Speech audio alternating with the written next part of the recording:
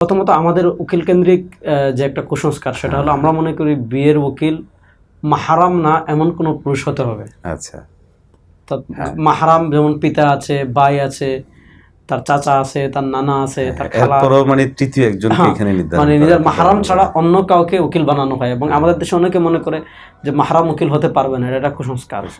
তার চেয়ে আরো বড় কুসংস্কার হলো, যেমন বাপের সাথে যেমন পর্দার বিধান থাকে না, উকিল বাবাকে মানে সে যখন উকিল হয় তখন সে মাহারামের পর্যায়ে চলে আসে। দেখা যায় সে মেয়ের সাথে দেখা দিতে পারে, মেয়ে তার সাথে কথা বলে, সে বাপের মর্যাদা পেয়ে যায়।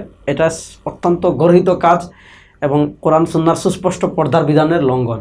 আসলে এখানে এই উকিল নির্ধারণের প্রয়োজনীয়তাটা কতটুকু, সেটা আমি একটু বলি। অনেক সময় আছে যে আমাদের দেশে যে মহিলার থেকে ইজিন আনতে হয়, বিয়ের অনুমতি, এই অনুমতি যে আনে তাকে বলা হয় উকিল। আমাদের দেশে এখানে কি কুসংস্কার, অনেকে মনে করে যে বিয়ের অনুমতি আনার সময় দুজন সাক্ষী লাগবে, এটা কিন্তু শর্ত না। সাক্ষী লাগবে হলো আকদের মজলিসে।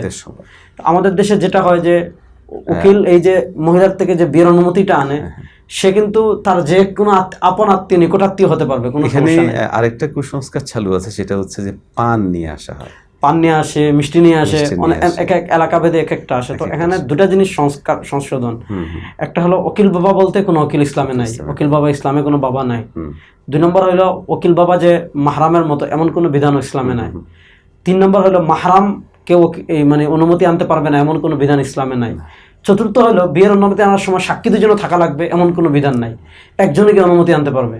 সাক্ষী থাকতে হবে আকদের মজলিসে। তো আমরা বিয়েতে যতটা শরিয়া ফলো করার চেয়ে দেখা যায় কুসংস্কারের দিকে আমরা কি হয়ে যাই।